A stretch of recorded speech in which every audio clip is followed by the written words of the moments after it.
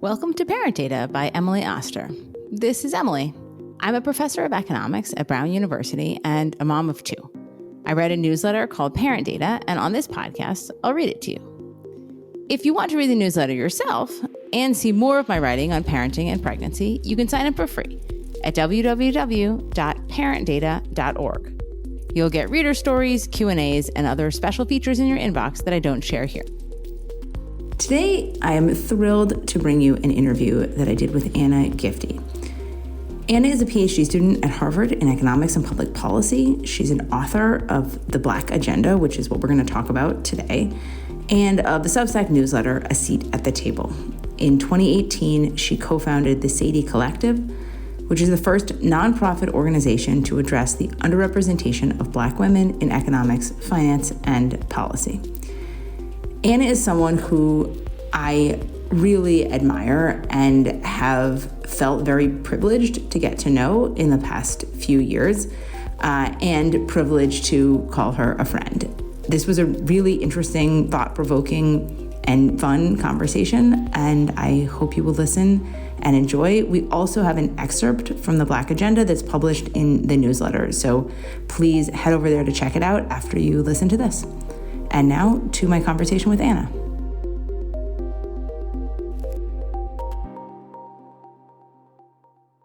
So I am delighted to welcome Anna Gifty Opoku-Agyeman to the podcast. So first, I want to say just thank you for being here. I'm extremely excited for this conversation. Our goal here is to talk about your book, The Black Agenda, which is out in paperback this week and which I hope everyone will read. I read this book when it came out a year or so ago, and I really read it as a kind of call to action to bring diverse perspectives, and in particular, perspectives of Black scholars, into our policy debates. The book really covers a huge range of policy issues. And I actually want to start by asking you about that choice, although we're going to focus our conversation mostly on the essays about education and representation.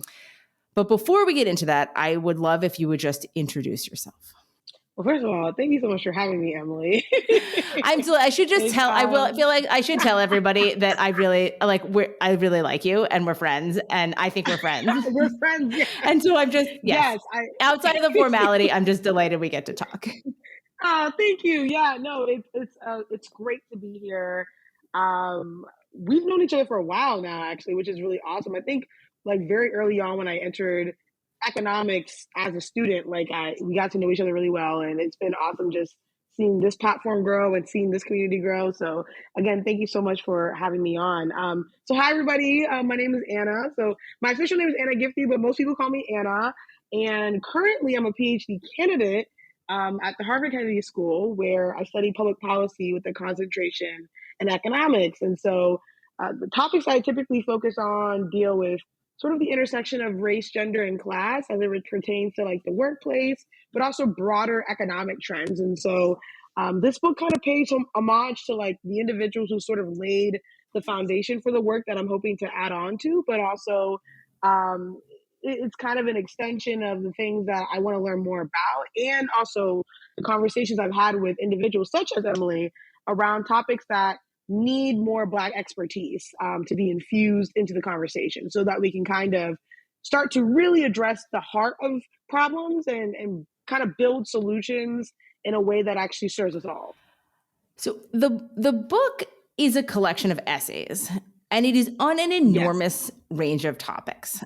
And I want to ask you about that, because I think to play devil's advocate, by having these all live together, there's a potential dilution of the individual messages. And I actually read there as a sort of broader point, but maybe you could tell me why you put this all together. Yeah, that's such a great question and point to make, I think. So, these essays talk to one another, right? I think that you can read these essays out of order, but what you'll realize after reading about 2 or 3 of the essays, even if they're not in the same, chapter, is that they are in conversation with one another. The big idea that this book is trying to present, I think, is that if we're trying to solve problems in our community, we can't ignore Black people, right? Like that is like the overarching message across the board. And then I think that this book takes it one step further, where it's saying, not only can we not ignore Black people, but the solutions that we have to these problems can't ignore Black people as well. And so where things vary oftentimes is the kinds of solutions that people present. So, I like to talk a little bit about like the criminal justice chapter, right? Criminal justice as a topic and policy issue is highly contested, both in media, but also like I think in people's personal circles. Like people have very strong views on sort of police involvement in communities, thinking about sort of the role of the prison system, et cetera. And people have very, very different solutions about that. But I think the overarching message of that chapter and the chapters within the book is that whatever solution we decide can't ignore Black people, because Black people are a big, big part of how this country came to be. So actually what I resonate with all that. I actually think the pieces that I think are most important are when you are in spaces, when the book is in spaces that I think we wouldn't be looking for those voices as much. I think there's some stuff about, there's parts on climate change, and you say, well, what do you mean climate change? And I think with that, sometimes there is a frame of we're going to include Black voices when we are talking about a topic that feels like it has an obvious racial component, and criminal justice is in that space. Right, that's an example. Yep. Then when we're going to talk about something else like climate change or environmental justice, or we don't need to have diverse voices because we can cover that, with white people. And I think that's some of the point of the book is like, hey, actually, like this should be part of all of these policy conversations, and it should be sort of overarching in everything. And I think that's an important point. Yeah, I think that's a really great summary of that point around. I think what Dr. Tressie McMillan Cotton says is like, there's race talk, this idea of like, there's never really space for Black expertise to just be in the spaces that Black experts reside in, right? It's very much relegated to Black History Month, relegated to now Juneteenth, relegated to, when we're highlighting racial gaps in policies and acknowledging those racial gaps, like Black Women's Equal Pay Day. But the idea here is like all throughout the year, every year, Black expertise is really, really important. Not just because it's Black, but because Black people are people too, right? And so it's really great. important. It's a great point, Anna. Great. It could be the title of many things. Right. But like, that's really what it boils down to. It's like, we're people too. And so our opinions are just as important. And I think that to some degree, a lot of times when, different entities and institutions focus on one group's opinion as sort of the default opinion, you end up missing out on all these other potential solutions to problems that are facing all of our communities that could actually be really, really helpful.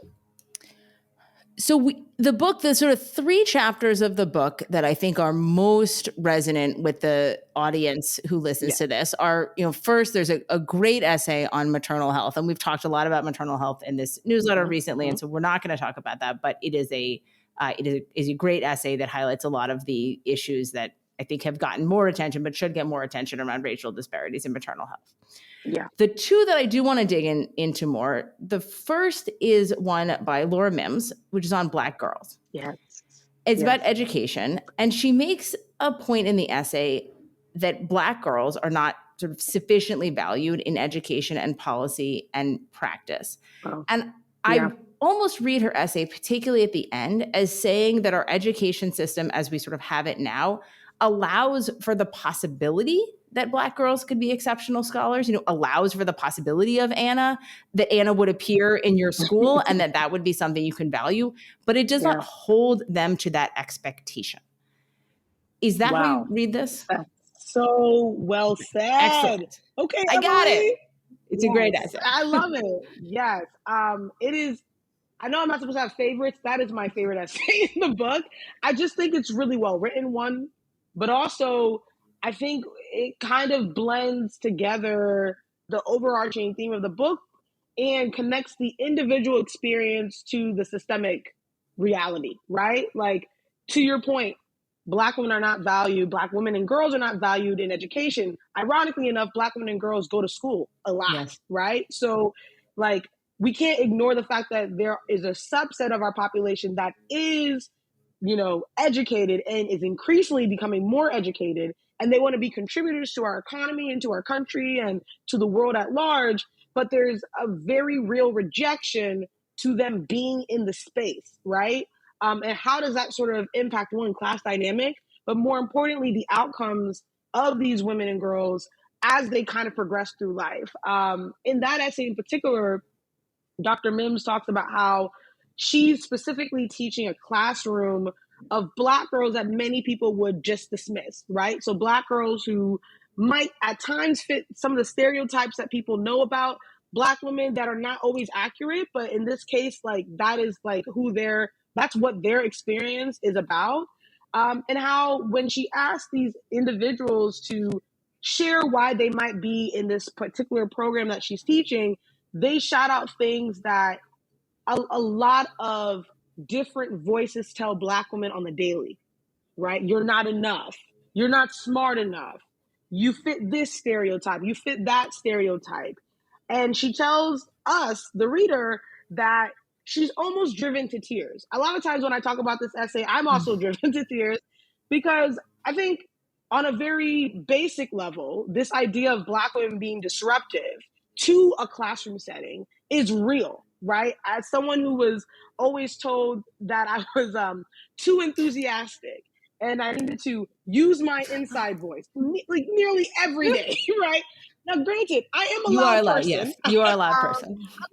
But like there's this sort of like punishment for expression that, varies depending on the kind of culture in the household you were brought up in, right? Like perhaps the way that I display joy is I laugh loudly and, I'm trying to make other people laugh, and that's something that's ingrained in me based on how I was raised versus, perhaps what many would consider like how white children, especially white children in wealthy neighborhoods, are raised up to be, right? So I think what I love about her essay in particular is it humanizes Black girls in the classroom and beyond.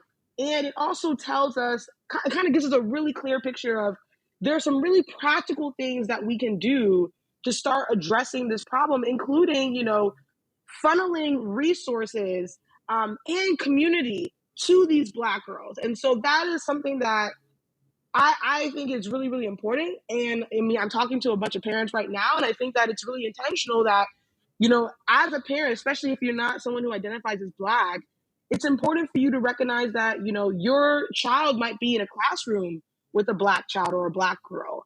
And if you kind of witness something where that Black girl feels disempowered, I think it's important for you to step in and say, hey, no, what you're doing is great, right? Or, further affirming that Black child. There's research by Joshua Arison and his co-authors that kind of talks about stereotype threat, right? This idea that a lot of times when people are told about their identity as it relates to some sort of average outcome that's not favorable, people feel less about themselves, and it actually impacts the way that they perform. And so I think it's really important for educators, but other parents and other members of the community to affirm Black children and to affirm Black children regularly. And so that's like a very practical, on the ground thing that I think people can do pretty easily, especially if Black children and Black parents are in your community. The other piece of this that I feel out of that essay is the kind of what is the incentive generated by these kind of structures to sort of controlling the kinds of behavior or sort of generating a need for conformity, and even to things like dress codes, which she talks a little bit about. Sort of like when we have a dress code that, whether advertently or inadvertently kind of sort of makes most acceptable a particular set of clothing, which is, culturally specific, or makes unacceptable that's a signal in either directly or indirectly about, like, how should you be showing up here? You should be showing, you be showing up like, not with your whole self or with a kind of version of yourself that is. Right. And actually, I mean, I think I see this to a very different extent in the other space that we share, which is, being a woman in economics. And, you have an intersectionality aspect of that I don't. But even just with the gender piece, I think there is often this pressure, don't show up with your whole lady self, show up with your, and actually like some of the most prominent women in our profession have talked about the idea of like wearing like boring shoes. Yeah. Right. Like you have to wear boring shoes. So the men aren't like, there's a lady with her shoes. And, this of course is a very different space, but the same, in some ways, a parallel kind of idea about just, well, you can't be yourself, be a version of someone else. It's so, that's such a great parallel. And I think there's somebody I grew up kind of admiring and witnessing from afar, kind of extending from Dr. Mims's essay. So there's this woman called Bozoma St. John. Many of you might actually know who she is. Really, really prominent marketing officer, also Ghanaian American. So she's Ghanaian American like me. And when I was first in college and I first got exposed to her, I noticed that she was incredibly unapologetic. She wore Ghanaian prints everywhere. Like, she was super colorful. Her hair was in an afro. Like, it was just very much, the thing is, like, whatever people wanted to assume about her before she opened her mouth, they could. Once she opened her mouth, it was like you couldn't really say anything about her intelligence, her intellect, like the way that she showed up. And I don't know why, but for me, that has actually been something that I've started to intentionally do, where you can actually ask my professor, which we both know, Larry Katz, who, when I come to economics, like my labor economics courses, I'm dressed in the nines. I look good, right? I'm wearing something nice. I'm, adding a little bit of flair. And I remember like Dr. Claudia Golden, who also is another professor in the economics department. They're actually married. She'll say like, wow, you look really nice. And I'm like, yeah. And then I'll proceed to ask really thoughtful questions in class.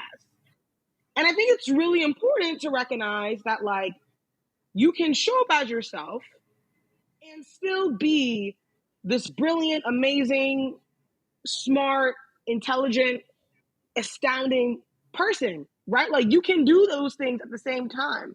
I think the Black women in my life have always said that people sometimes get mad that, some of us can multitask, right? Like and I'm not going to also diminish the fact that like there has been in the past and even to some degree in the present, a real cost to showing up as yourself, right? So like to your point, Emily, around how some of these older women economists had to essentially mimic, what it looks like to be like a male economist in the profession to get through, like that's real, right? I think when we add this element of intersectionality though, I can't like conform my race, right? Like that's the gag. And so I think that's a little bit like what Dr. Lauren Mims is talking about. Like there's a very real reality that just comes with like how we were born that we didn't ask for, but we're getting punished for. And so how do we ensure that Black girls in particular, but more importantly, other underrepresented groups feel empowered in the classroom to then feel the need to empower others? And so I think that it does begin, to your point, with sort of normalizing what does it mean to show up as yourself and encouraging young children to do that. And I also think that also boils down to how we treat children. There's a lot of conversation now about like people not treating children as humans. I completely subscribe to that conversation. Sometimes you'll see people talk to kids like they don't know anything, right? But the reality is like kids are very, very aware and want to be aware and want to be curious and want to learn more about the world. And, this actually transitions really nicely to our next essay, but like, limiting kids' ability to be curious is limiting people's ability to grow and evolve and eventually improve upon what we already have. And so what you're seeing now with a lot of these laws that are trying to ban kids from reading certain books is a limit on curiosity at its core, right? Kids are curious. They're going to have questions. They want answers to those questions. And sometimes those questions are going to be hard for the adults that they're asking those questions to.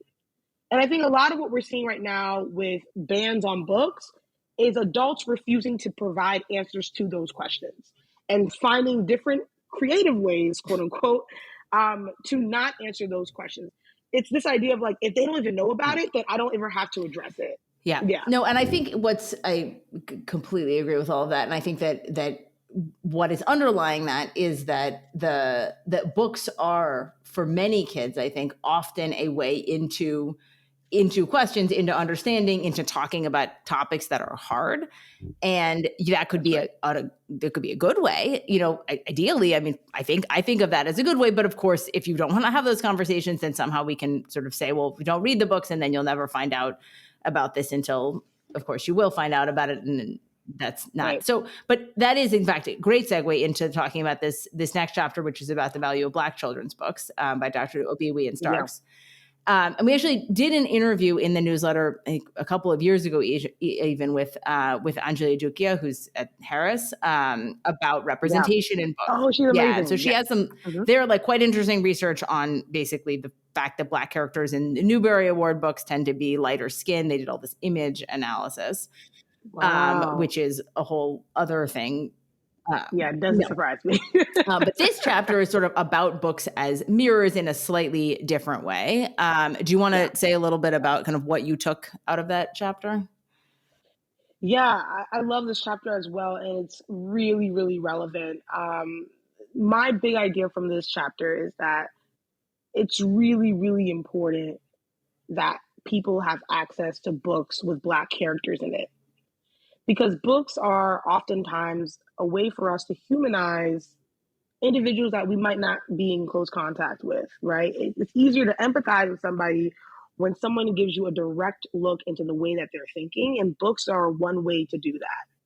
I think when we look at children's books in particular, a lot of times, images are made really salient to young people when they're exposed to them. Like, I mean, I don't know what the research is on that, but this idea of like, when people read picture books, like, I remember the picture books that I read back in the day, right?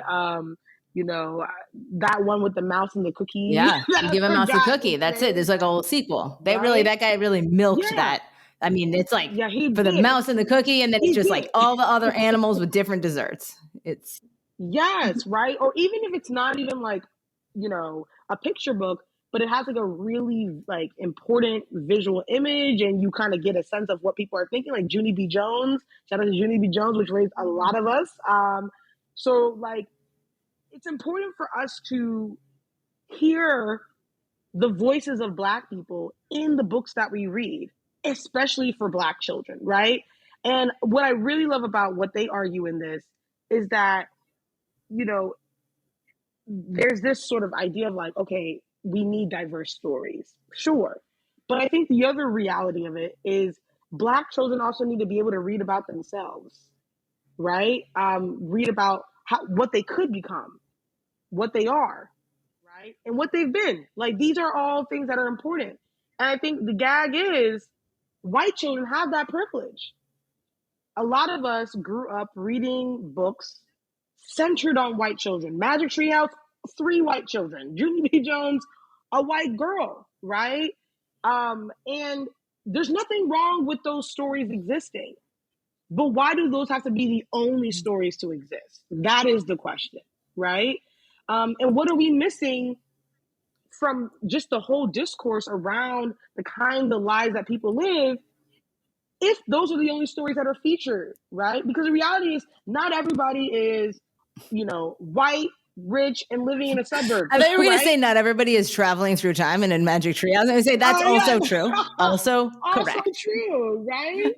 I mean, like, that's just the reality of it. And so I think a lot of times too, as somebody who spent her summers reading books to get 1 free coupon to get a Chick-fil-A ice cream cone, right? Like, for me, books ended up being also a way for me to like figure out myself, right? And the gag is like, if you aren't seeing yourself in the stories that you're reading, it just makes that process that much harder. And it ends up being worse off for everyone, because I think to some degree, books allow us to feel empowered in our own stories, our own lived experiences. And I think that when people don't feel empowered, when they don't feel like they have a grasp of who they are, it can spin out of control in a way that ends up being harmful to other people. And so I think that it's to me, it's like even preventative, like having Black children featured in books, having Black people featured in books, being intentional about the stories that individuals are hearing, and not only limiting it to Black people, right? Like I think Black people is a great place to start, but I think like, you know, Asian American stories are important. I think Latinos and Hispanics are important to be in stories as well. And all of these groups are very underrepresented in literature. And the question is why? And what are we losing from that? Because the reality is kids are curious about these stories because they're going to school with people who look like that, right? And so they want to know more about them. And so you don't want to, I think the way I put it is like, you don't want to set your kid up, right? Where they grow up and they don't have a good grasp of other people's stories. And that makes them a worse communicator, a worse citizen of the world. You want to make sure that they are equipped in the way that you prepare them for school or prepare them for the workplace. You want to make sure that they're prepared to be a good person, a good human being to somebody else. And the only way to do that is to expose them to the stories of other people that may not be in their community or may be part of their community, but are in a very different lived reality. The other piece of it, in sort of getting to the point about sort of people liking to read, in your experience, you know, reading, is we actually know from a lot of research that kids will read more about topics that they are interested in, which of course seems completely obvious, but you know, you got to have research. Right. You got research. We got to have something to do. And you know, the sort of way you can see this things like if you give kids, you know, in the U.S., you know, like a bunch of books about cricket. Like they won't really read them because they don't, it's very difficult to understand like what's going on in this cricket game, but you give them a book about baseball or basketball or, you know, soccer, they're going to be more interested in it because it's like you have the context. But there's an extension of that, which is, you know, when I am seeing characters who I identify with, that is a piece of getting engaged in that book. And I think a lot of the way we expose kids to sort of diverse perspectives in books is very specific, I guess is the word I'm looking for. Like, you know, we read books about Martin Luther King, or we read books about, you know, like Malcolm X, or we read books about where they're centering Black people, but not centering the experience of, you know, kids who are going to be reading That's them. right. Right. So it's like, yes, these are sort of stories of kind of impressive people that we all should know, but it's different than, you know, Junie B. Jones, or it's different, you know, from, you know, the Babysitter's Club or something, where like, that's my experience being that I'm reading about someone who I should be identifying with personally, but so rarely do those characters look like me, or, I mean, they actually do look like me, but they rarely look like you. Right. Right. Yeah. I mean, to build on that point, I love what you said there. I think it boils down to Black people are not part of the ordinary. Why? Right? Like that is just what it is. But it's the same. I mean, it's the whole point of this essay book in some sense. That's right. Which is like, That's exactly this right. should just be ordinary. It should not be like we look for this in a special circumstance. It should be that these voices are everywhere. Right. That's exactly right. Then, you know, it goes back to this fundamental idea that I think this book is also trying to show, that Black people are human too, right? This idea of like, being human means you have ordinary experiences. It means that you can babysit kids too. It means that if you want to, you know, climb into a treehouse, you can do that too, right? But I think that's precisely where the tension lies. This idea that Black people aren't human, or not seen as human most of the time. And so the Black people that end up being featured are the ones that folks deem exceptional, or deem exceptional enough to be humanized, right? Or not even humanized. And a lot of times those individuals, the folks like, you know, Dr. Martin Luther King Jr. or, you know, Harriet Tubman, are exalted in such a way that they're still being dehumanized because we're not really getting the full sense of who they are, right?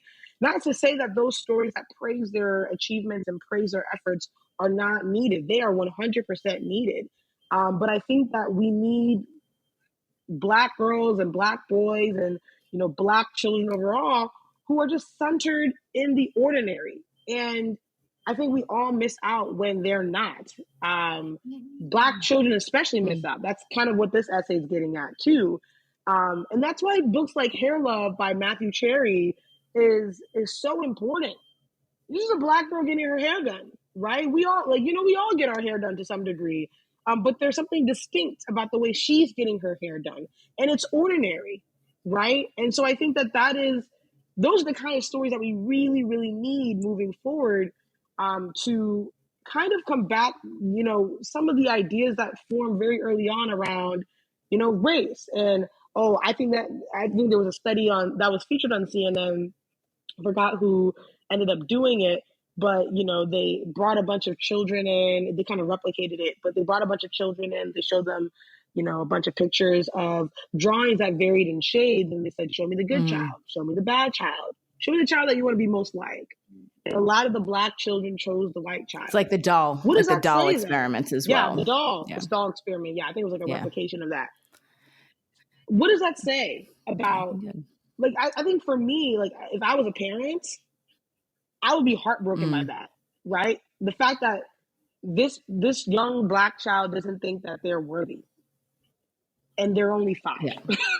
That's crazy, right? Because I think as a parent, many folks know that if that's how you're feeling at 5, there's going to be so many more messages that come down your way that are going to try to get you to believe that. And so if you're already starting there, fundamentally, you're already set up for failure. And so how do we begin to intervene there? This essay says we begin with books. Books are a really good way to begin. And I think with white children in particular, because I'm talking to a lot of white parents here as well, you can disrupt the way your child also thinks about who's the good child and who's the bad child by introducing those types of books in your household, right? And ensuring that, I always say it's going to be kind of spicy, but ensuring that the Black people and brown people that you engage with are not just people who serve you. Because I think a lot of times people only engage with Black and brown people when they're at work, right? When there's a clerk that they're engaging with, or if they're engaging with somebody who is offering them something or serving them, right? I'm talking about white parents in particular. And I say this as somebody who went to school, with white children. I went to private schools growing up on scholarship, with a lot of very wealthy white children. And that was their reality. And so in some ways, me being in the space was disruptive, because their benchmark was whatever they saw on TV. Whatever they saw on TV was a flattened version of what it meant to be Black. And I was this 3-dimensional person in their midst who kind of got upset sometimes, who laughed sometimes, who could relate to them sometimes. And for a lot of them, I think, and I know at least for one, me being there helped them rethink the way that race showed up in their life, right? And so I think in a very real way, you can start that process by introducing Black people, Black children in the ordinary at a very, very young age. Oh, I feel like I talked to you for 9 hours, but yeah, that was actually this is really awesome. Good. Okay, you're great. Listen, tell people before we end, tell people where they can find you and what you're doing next. So, where can you find me? One, Emily doesn't know this, but I'm about to say it. I restarted my Substack. Oh, Substack. Amazing. Okay. I'm back. So it's just annagifty.substack.com.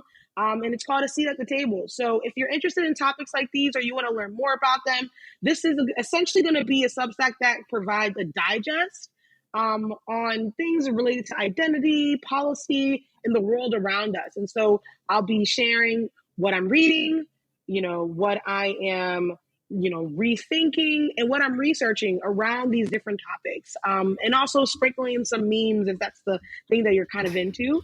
But I'm also on, social media as well. I'm pretty actually engaging there too. So I'm happy to talk to folks who want to answer or ask or answer questions around the topics that we've discussed today. So I'm everywhere. It's Afronomics, ITSAFRONOMICS. And yeah, that's kind of where you can find me. Twitter, Instagram, and then I'm on LinkedIn if you're a business type of person and you want to connect with me there. But thank you so much. Yeah, I'm excited to connect. I am. Yes. Thank you so much for doing this. And yeah, thank you. I will. Thank you. Thank you. We love you. Thank you. Thank you. Thank you. I appreciate you.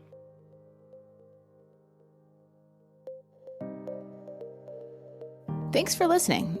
If you like what you heard, subscribe to ParentData in your favorite podcast app and rate and review the show in Apple Podcasts. You can subscribe to the whole newsletter for free at www.parentdata.org. Talk to you soon.